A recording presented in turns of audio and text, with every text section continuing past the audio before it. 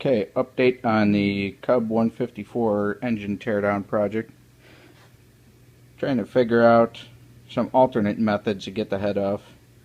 Got Kano coil soaking in all my snapped off head studs, and there's an old trick where you take rope, specifically oil soaked cotton rope, and stuff it into each of the bores and deliberately create an interference between the piston and the cylinder head, and it sometimes helps.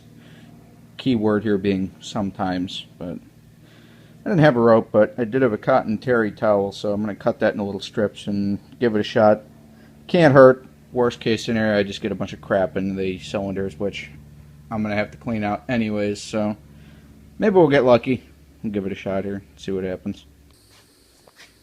Alright, so this is basically the general idea. You usually do this with rope because it isn't nearly the pain in the ass, but you can take little strips. I'm using a zip tie here, something soft, so I don't booger up the spark plug threads, but yeah, you basically just kind of fill in the gaps here and literally pack the entire cylinder full.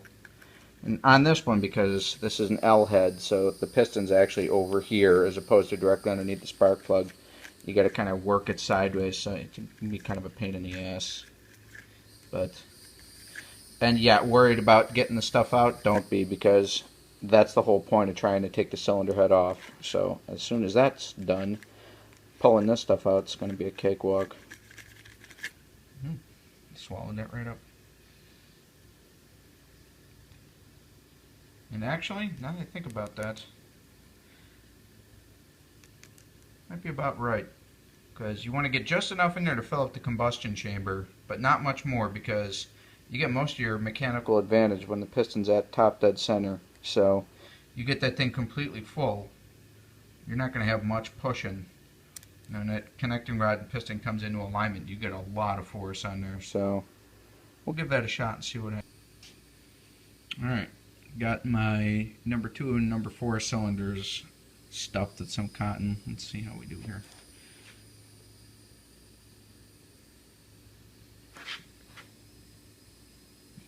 Yeah. It definitely has caused a proper effect here. I may have to do this with 2 hands, because I know that damn thing's going to come flying off and bash me right in the leg. So, hold on, let me position the camera here.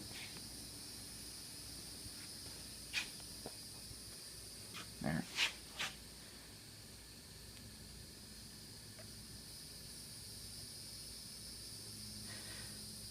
I had my doubts as to whether or not this would work. The $1,000,000 question is, how hard do I want to crank that nut into the crankshaft before that thing lets go? Which looks like it's starting to bevel that washer. Yeah, you know what? This may have worked for the Model T Fords, but I don't think it's going to cut the mustard in this case. I'm going to stick with my original plan of getting everything stripped off from the bottom and then putting it on a mill and just setting my depth to the deck and then just basically cleaning out all the rest of those broken studs. This one's a loser of an idea. That was worth a shot though.